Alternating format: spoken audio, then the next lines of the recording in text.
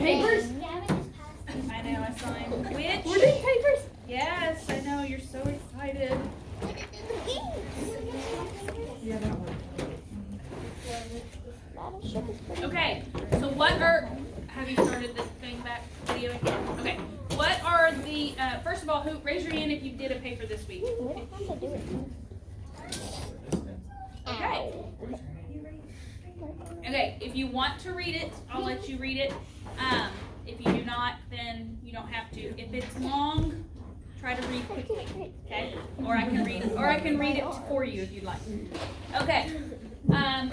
So what are we listening for? What are our styles that we are listening for? LY?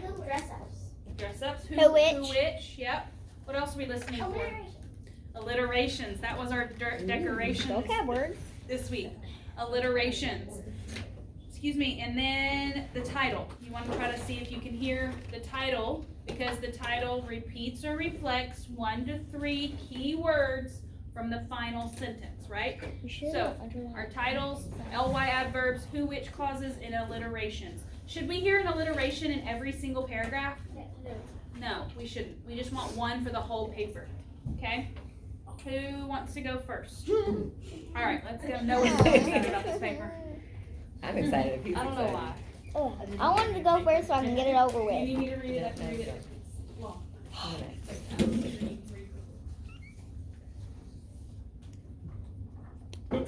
Uber Eagle's wisdom. Gilgamesh was a wealthy king in Uruk who was known for his people as KG. He was brave and kind but unhappy. He heard about the plant of life and embarked on an adventure to find it. After finding the man who knew the plant's whereabouts, he set sail again. KG spied the plant's perfect power, illuminating the depth of the sea. He furiously jumped in, reaching the plant.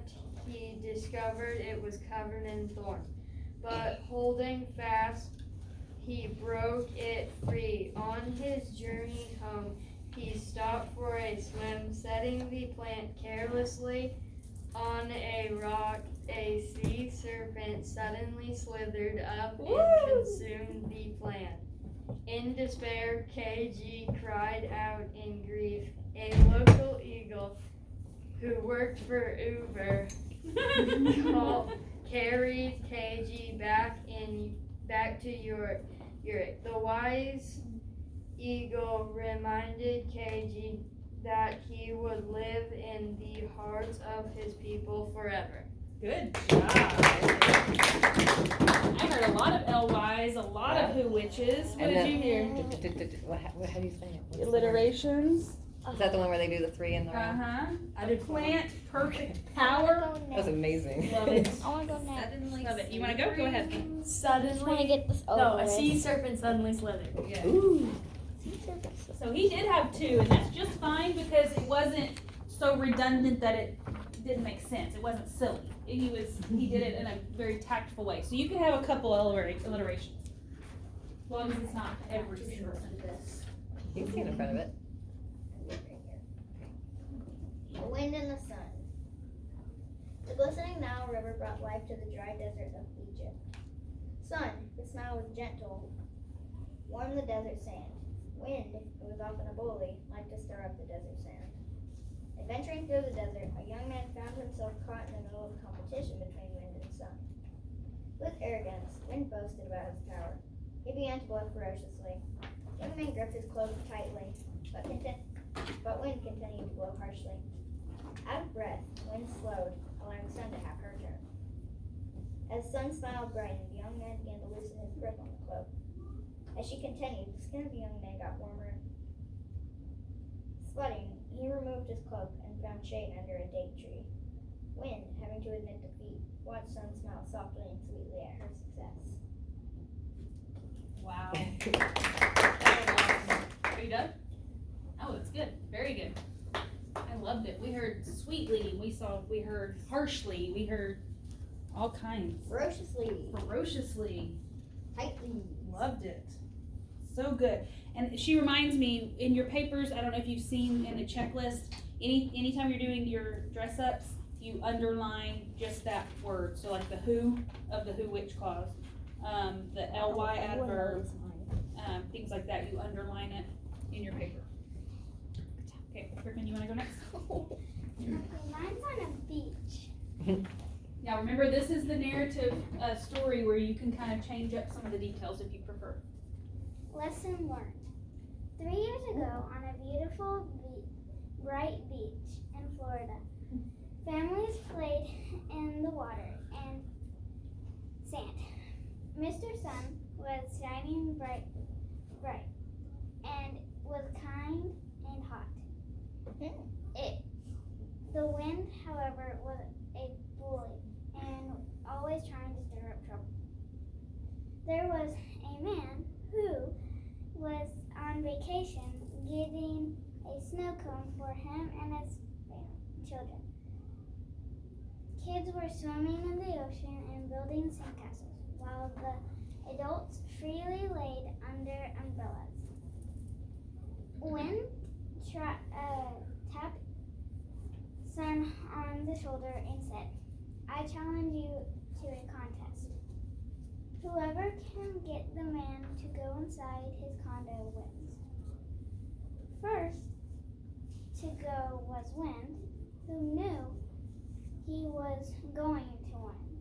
He blew abruptly, trying to irritate the man and encourage him to go inside. To the Wind's surprise, the man does not go inside. Instead, he chooses to fly a kite with his family. Next, Sun takes a turn. Sun beamed down on the man, slowly at first, and then he became hotter and hotter. The man could not take it any longer. He decided to go inside. Sun was the winner, and Wind had to sadly admit defeat. Though Sun proved being nice is better than being mean, which is a lesson we all need to learn. Good job. So you guys hear, it's kind of a similar story, but has a lot of different details. That's what this whole unit is about, is how we have to keep the moral to the story, but you can change up the details because the paragraphs are all going to look a little different based on the questions you ask yourself and things like that. Also, did you hear the end where it said, which is a lesson we all need to learn? And then she titled it Lesson Learned. See how that happens? So you have 1 to 3 key words from your final sentence that makes your title. Okay? Just want to point that out. Sometimes that's a little bit challenging to know. Anybody else want to read? You do not have to read. If you've done a paper, you do not have to read. But if you'd like to read, I want you to give that opportunity. Brody or Joshua? Lily? Did you read? You didn't read. No, I brought my paper. Oh, that's right. No? Okay. If you do have a paper, though, that you do want to turn in, please turn it in. We try to keep all of them, and we put them in these folders for the end of the year. Do not have to write a paper every week. You do not have to read it every week. This is just what you feel you can do in the week, because I understand. There's some weeks you may do a paragraph, there may be some weeks you can't do anything. So, no shame in anybody's game. Okay, so, like I said, our studies this week is the narrative where we're using the story sequencing chart, okay? So we're still on this same unit. We're going to be on Unit 3 for 3 weeks. So this is our second week in Unit 3. So we're going to kind of do the similar things as we've done last week. It's just going to be a different story.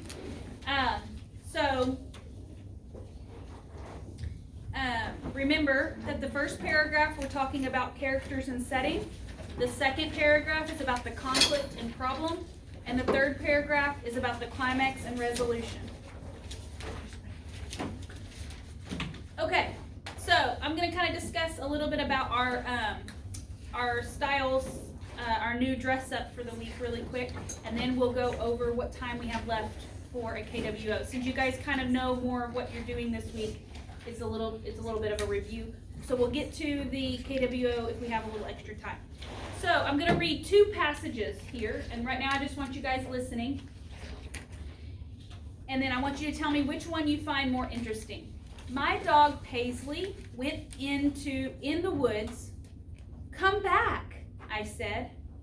That was number 1. Number 2, my dog Paisley trotted through the woods. Come back, I bellowed. Which one do you like better? Second.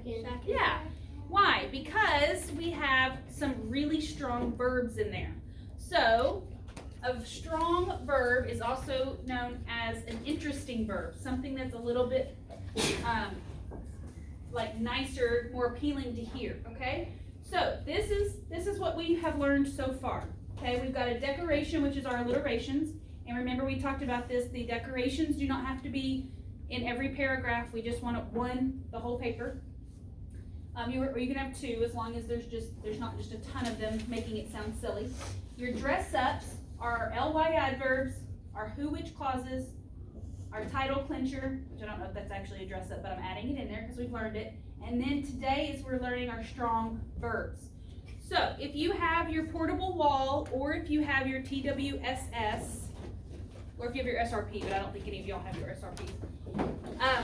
You can go to your TWSS, your big binder one. It's page 178 and 179, or your portable wall. You will see strong verbs. So, when do we use our strong verbs is what we're asking ourselves today. We are going to use strong verbs to be able to replace what we call banned words. Okay? So our banned words this week, you'll see there's plenty of banned words on your portable walls, but the banned words we're looking for this week are called our go. Here, I'll write them down. Go / went. And say / said.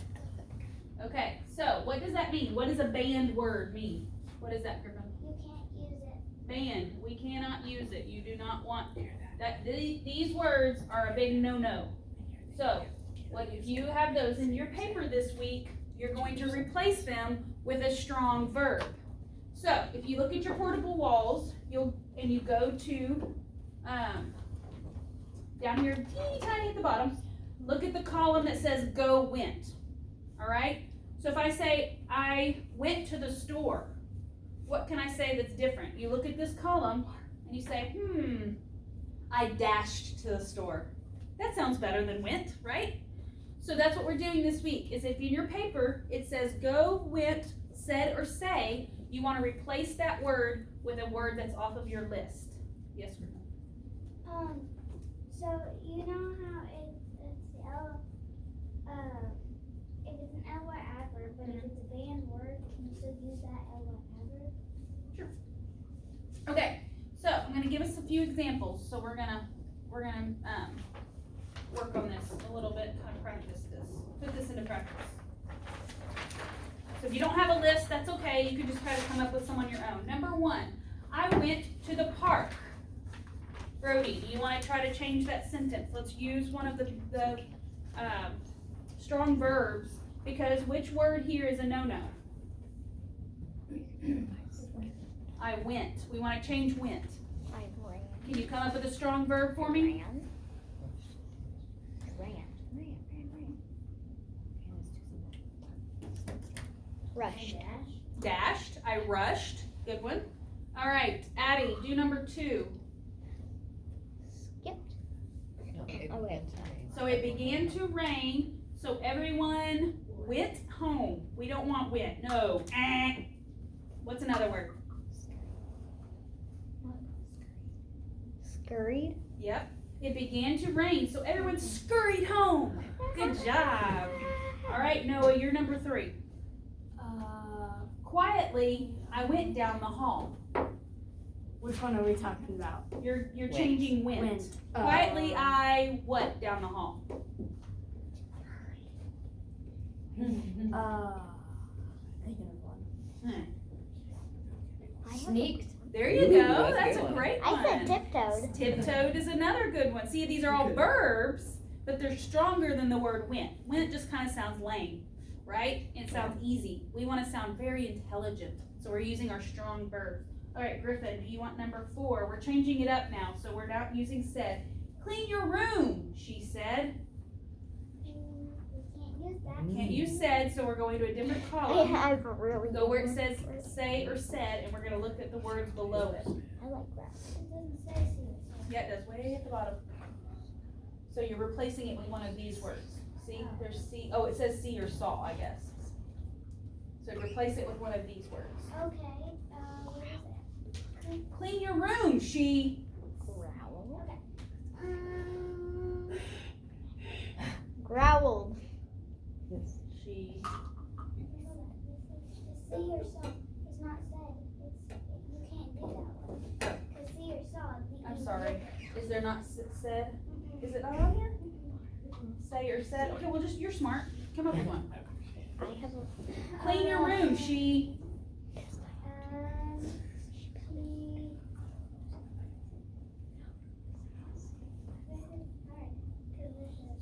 Don't look at the word, just look up here and see if you can come up with one. Clean your room, she. Yeah, or barked or begged. I have Did you say several. barked too? I have several. Exclaimed? Several. Perfect. All right, Lily, you get this one. I don't want to clean my room, he said. How do we change said there? I don't want to clean my room, he bellowed. Yeah, One of our vocabularies. it is. Okay, Yeah. who hasn't gone? Joshua, you're next. She said that I should write my paper. She, what did she? She,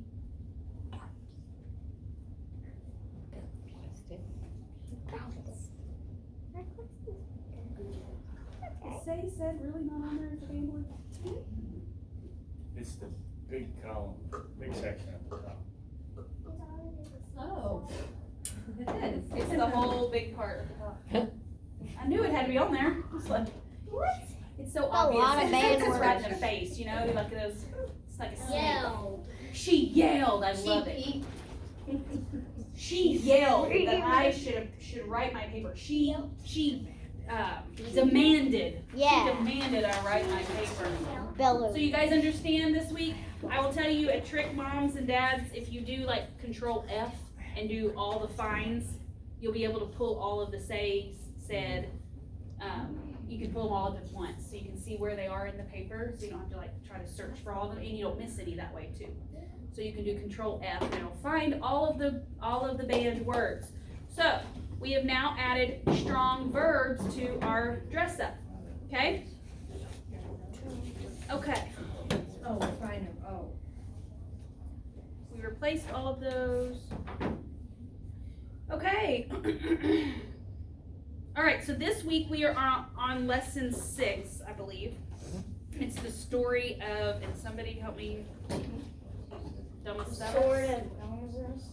The sword of Damaselus?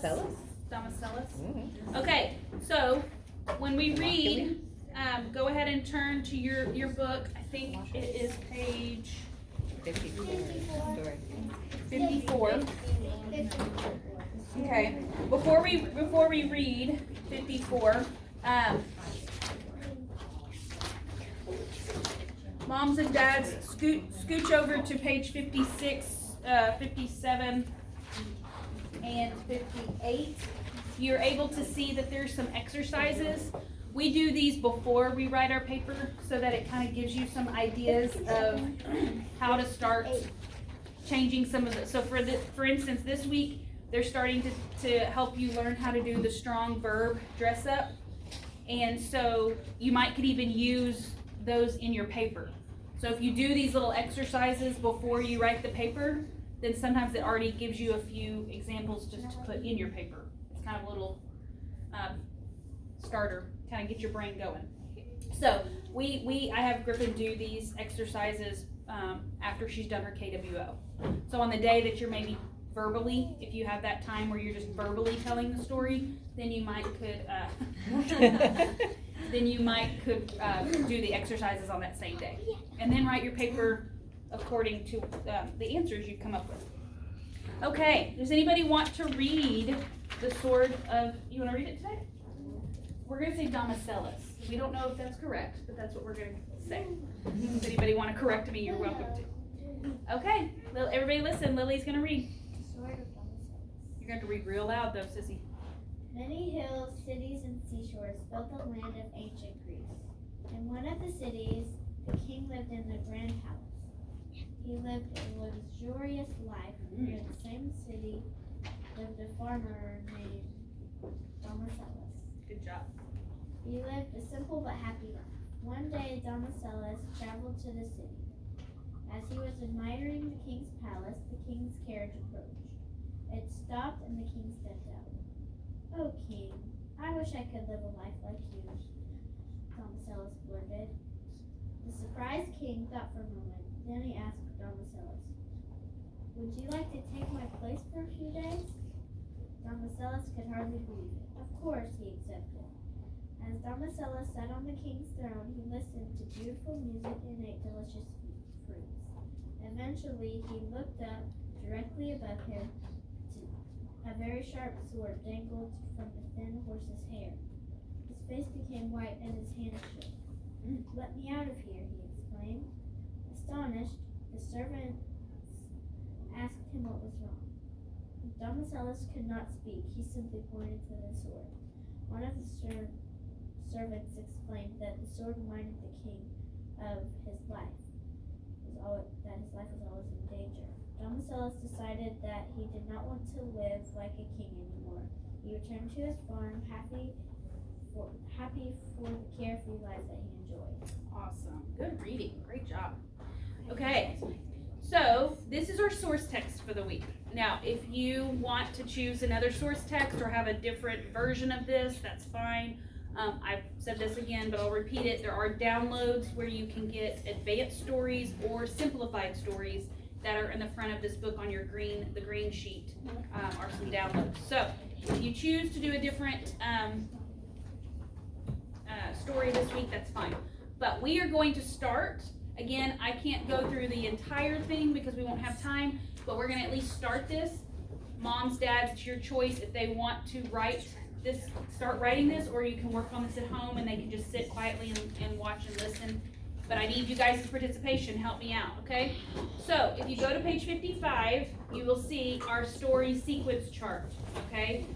So it's just like last week. Whenever you're going through the different paragraphs, you're asking yourself these questions, okay? This is KWO. KWO, yes.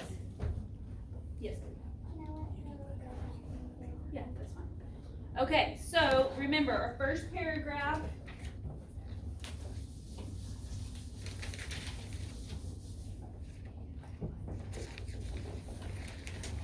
And then we've got, I'm just going to do 3, and then you guys can obviously do more.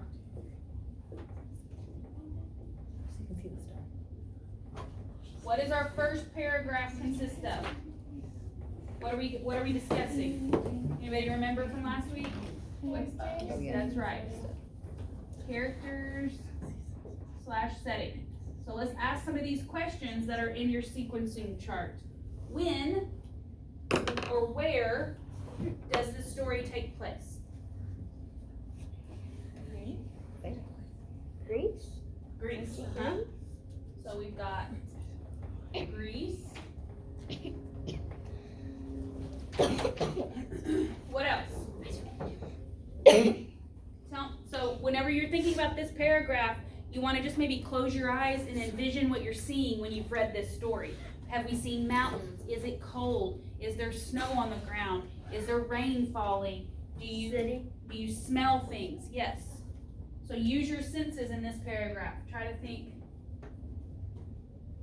about where you are, who's in the story. Were there mountains or hills? Oh Lord, y'all gonna get my great drawings today.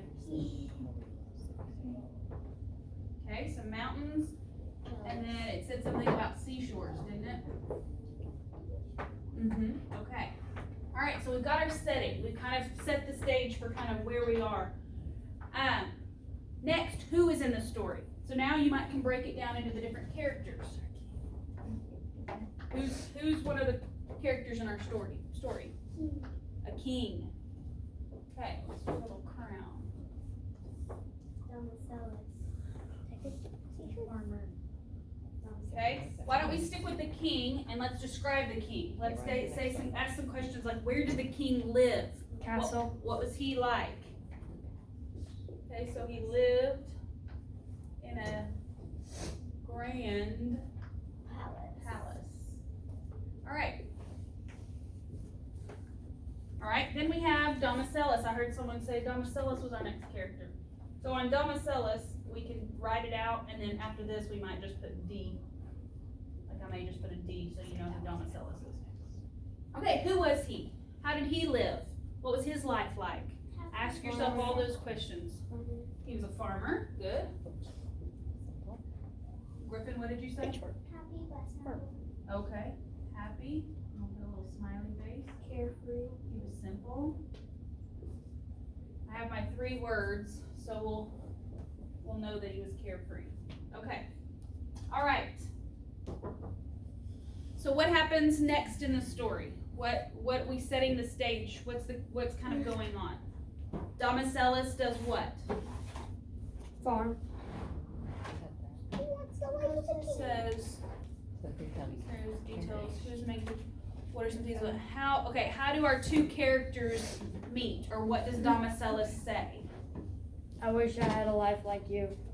Right. So we have Domicellus, and then does he see? We've got where he sees. I love your eyeball.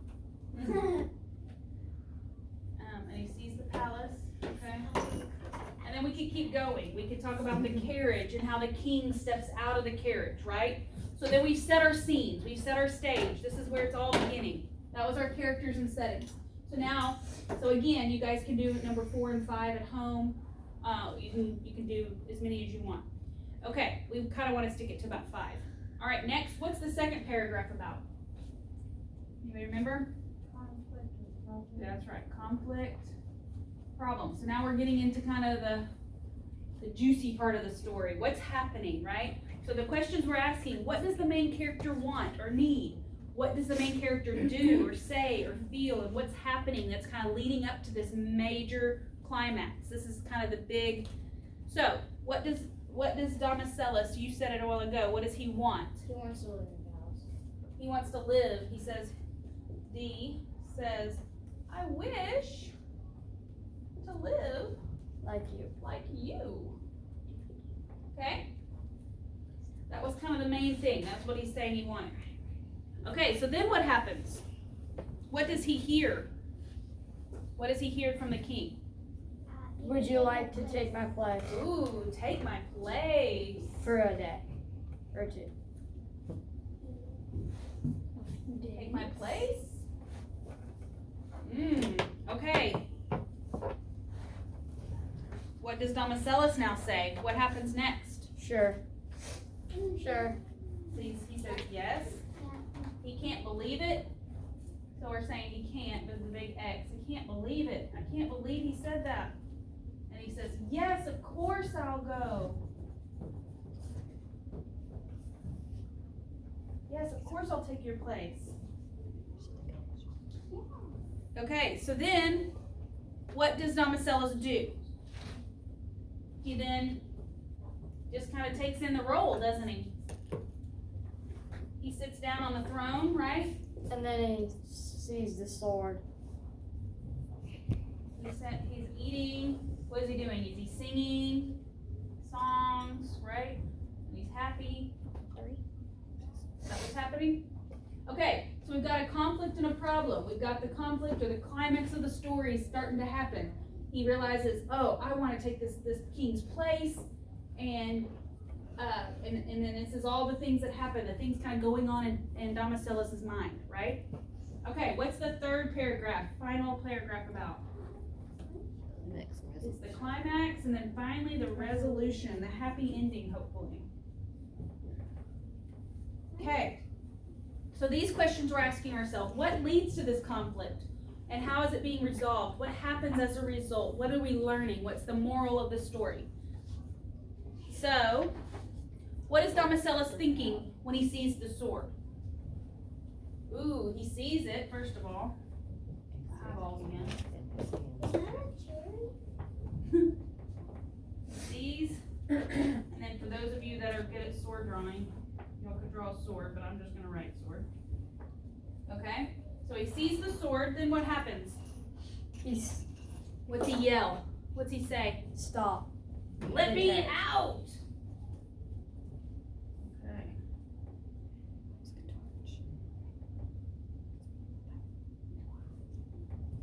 What else? The Who- servant says, "What's the matter?" Yes. So we're at how does he say? What does he say to the servant? And how is he feeling? Probably feeling scared. Yeah. Well, he was white and his hands shook. He's what? I said his face became white and his hands shook. Ooh.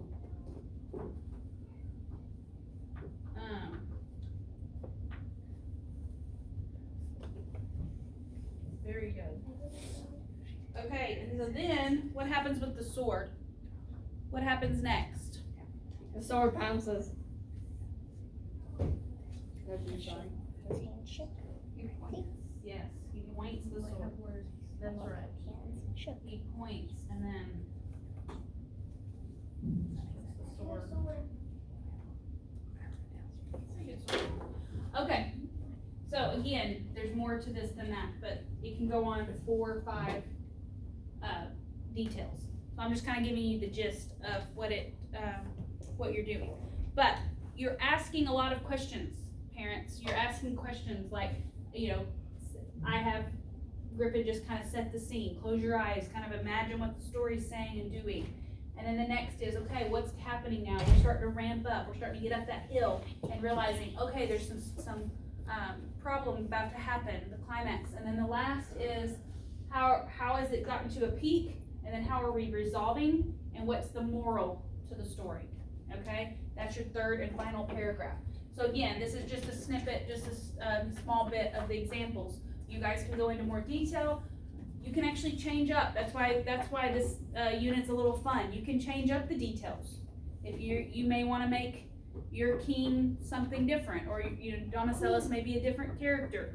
The point of the matter is the story has to stay the same. The basic gist and the morals, has to stay the same, but the details can kind of change a little if you prefer. Or you can keep it just the same. Doesn't matter, but. If you want to change up the details, do you do that on your keyword outline, or do you translate it into when you're just writing the paper? I would do it on your keyword outline. Okay. That's what we did this week too. So she was saying how there's a sun and there was a wind, but we changed up the story. Instead of the cloak, he went inside. So you can change that up as you decide.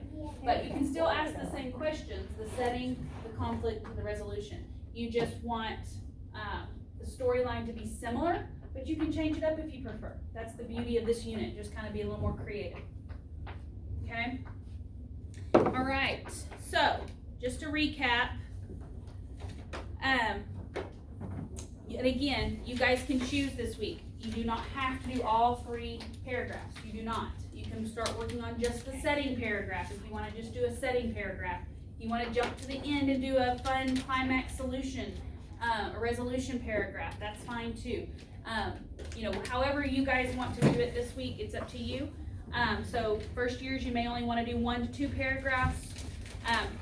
Adding your ly adverbs to each paragraph, your who, which clauses, your title, alliterations, and then it is optional this week if you would like to start working on your banned words, okay? And your strong verbs. So remember what it is. It's easy plus 1 is our formula. What that means is if your kiddos are doing really well adding the ly, they may even be starting to add the ly as they're rewriting their final drafts. That's just coming easy for them to add an ly. Start doing the who, which clauses. If the who, which clauses are starting to get easy, start adding the strong verbs. So if your child's not ready yet to add all these decorations and dress ups, do not worry about it, okay? You're not there yet, that's okay. As you feel ready and your child's feeling more confident, start adding a few more of these dress ups. Each week we add a dress up, so don't feel like you have to add a dress up. Okay, the formula is easy plus one. That just means as soon as it becomes easy, add something new to your paper. I think that's it. If you need a list of strong verbs, I don't mind taking a picture and putting that in my email if you guys don't have copies of those strong verbs. The TWSS has a copy if you don't have the portable wall. So any questions, concerns, comments, discomforts, anything you need from me this week. I will do my best to get your email out to you soon, try to give you all the resources